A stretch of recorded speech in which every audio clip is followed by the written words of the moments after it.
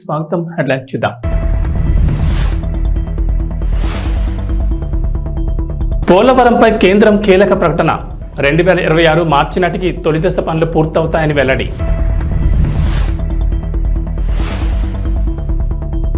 తలసరి ఆదాయంలో రంగారెడ్డి జిల్లా టాప్, 2వ స్థానంలో హైదరాబాద్. ట్రైన్ ప్రయాణికులకు అలర్ట్. తెలుగు రాష్ట్రాల మధ్య పలు రైళ్లు రద్దు.